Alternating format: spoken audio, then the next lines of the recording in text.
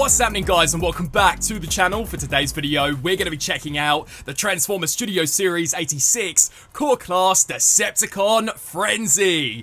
Now, in all my time collecting Transformers, I have never seen a Studio Series Core Class figure sell out as quickly as this guy did. He was so difficult to track down, but in terms of the packaging, it's pretty much identical to Rumble, although this time round it has been accurately recolored to reflect animation accuracy. So, with all that being said, let's get cracking. So, let's see what the frenzy is all about, shall we? So here we have him fully transformed into his robot mode, and it is so awesome to have a Studio Series accurately coloured version of a G1 Frenzy, because don't you guys get me wrong, I love Rumble. I think it is overall a really good figure, but personally I've always loved the darker red, the black, that Frenzy had in the animation, and I know there's that whole debate as to whether or not technically this guy should be referred to as Rumble, as if my memory serves me correctly, that was how the original G1 toy was titled, but Hasbro specifically for Studio Series do like to rely on animation accuracy. So for the purposes of this video, I shall be referring to this guy as Frenzy, and it's a really nicely done figure. I mean, most definitely an update when in comparison to the previous Micromaster release that we saw, and proportion-wise, personally, I do find to be near enough smack on to how he did show up in the original 86 movie, and of course, just the general G1 series. So in terms of sculpting and painting, I think the face sculpt looks so cool. Personally, I've always loved the amount of detail they were able to kind of pack into the chest unit, so that looks great, and the details here for the shins also look really awesome. As we flip this guy around here to the back, he still has those classic over-the-shoulder cannons, which I'll get into in just a second, but yeah, even from a back perspective, he looks awesome. Now, one of my biggest issues with the original Rumble mold that we checked out last year was that, unfortunately, in terms of articulation, it really didn't improve whatsoever when in comparison to the original Micromaster release, and this guy still is the same mold, so unfortunately does not have any elbow joints. Now, since I reviewed Rumble, to be honest, I've kind of warmed up to the idea of this guy not having elbow joints, because he is the smallest core class figure. First of all, I can just imagine how small that joint would have to be, and once you attach the pile drivers on, to be honest, it's not a point of articulation that you would really use anyway. So as we get stuck into it, the head is on a ball joint, so this can look up, it can look down, it can rotate left to right, so that's pretty cool. The shoulders can rotate the full 360 as well as out to the sides, and technically due to transformation, you can also use this additional joint, which I have found to be fantastic, especially once you do attach some of the accessories on there. As I mentioned previously, from kind of the shoulder downwards, he's pretty much a brick besides this little pin joint that we will use primarily for transformation. No waist rotation, although the hips can kick forwards that far, back to that far, which is superb for a core class. Out to the sides, we also get a swivel here on a ball joint and a way past 90-degree knee bend. I mean, that is fantastic, mainly due to transformation, but again, it's awesome for getting him into some of those slightly more dynamic poses. And then finally, in terms of the foot, this can pivot up and down, again due to transformation. So all in all, whilst he may not be the most articulated core class figure that we've seen to date, he is most definitely one of the best frenzies that I think Hasbro have released in the past couple of years, and he is also perfectly to scale with some of those deluxe Voyagers and Leaders. So yeah, all in all, definitely a must-have if you are a collector of Soundwave's minions.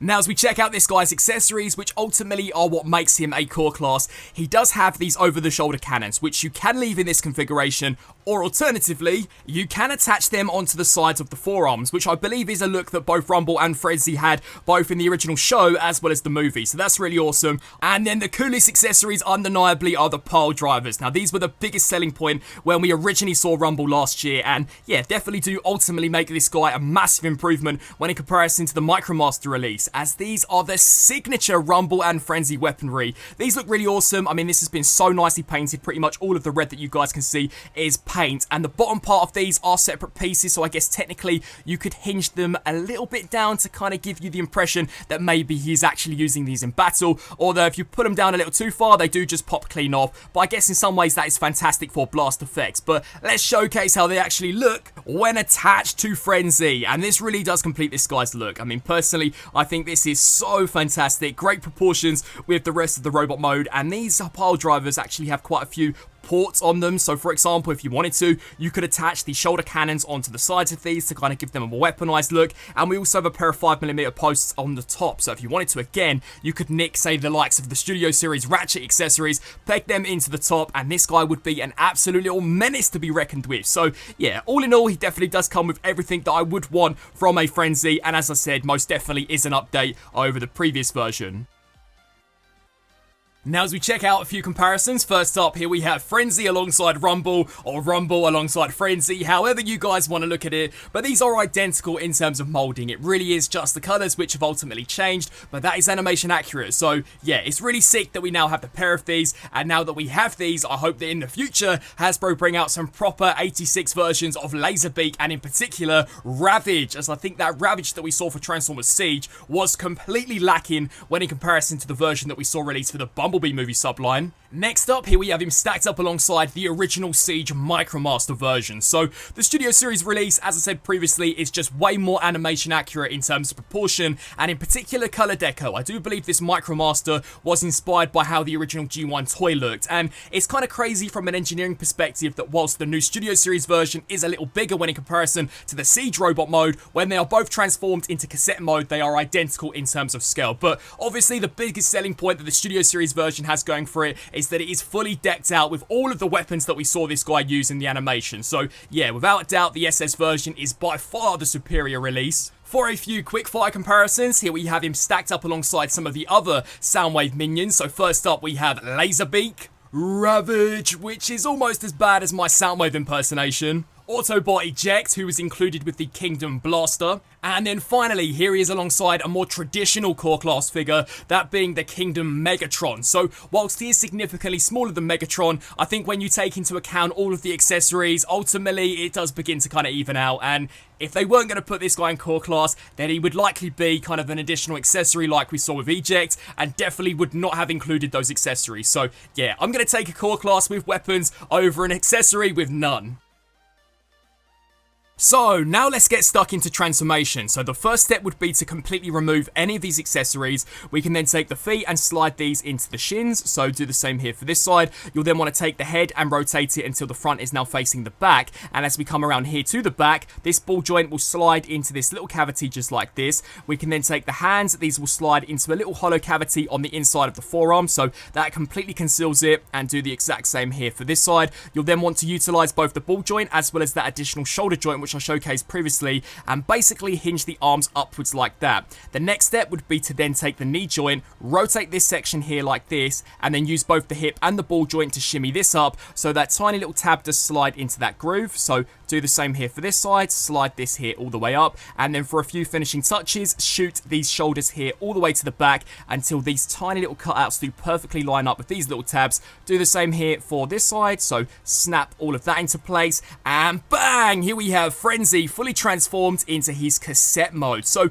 very impressive. As I mentioned previously, in robot mode, he is a little bigger when in comparison to the past Micromaster, but in cassette mode is exactly the same size. So really awesome mass shifting, and in terms of a cassette mode, it's really solid. I mean, not much detail that we didn't already see in the robot mode here for the back, but as you flip this here round to the front, I do really like the blue detail. I mean, the metallic silver definitely does give you the impression that it's supposed to be kind of a metallic silver foil, so yeah, really awesome looking. Now as we check out a few comparisons, first up we have Frenzy compared alongside the Studio Series Rumble, the Transformers Siege Micromaster Frenzy. So personally I do still find this to be an improvement even in the cassette mode, but as I mentioned previously, despite their differences in scale in robot mode, they are exactly the same size in their alt modes.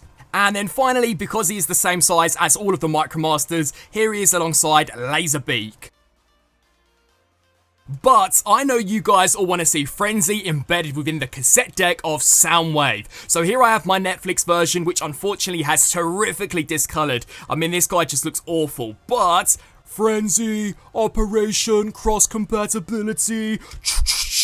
So whilst Frenzy, much like Rumble, will still very nicely slide into the cassette deck, unfortunately, once you close this bad boy up, there is quite literally no way that that cassette deck is going to freely eject. For some strange reason, it still gets stuck, which absolutely sucks. Now, I know Hasbro have plans to release a leader class Soundwave next year. I'm hoping the reason why this doesn't work out too well is because that these guys are intended to work better with the upcoming leader class, and Hasbro is so crafty. So to be honest with you, I wouldn't even mind betting that that is the reason why this guy cannot eject Frenzy like we saw from the animation. But on the flip side to that, if you happen to own the Kingdom Blaster, which is a slightly more recent release when in comparison to Netflix Soundwave, Frenzy has no issues in being ejected out of this guy's chest. So yeah, I really have no idea as to why the tolerances do appear to be slightly off with Soundwave, who is the Decepticon character that this guy is intended to be paired with, but not the same here with Blaster. Definitely is a little bit strange, and this also worked perfectly for Rumble when I originally reviewed him. So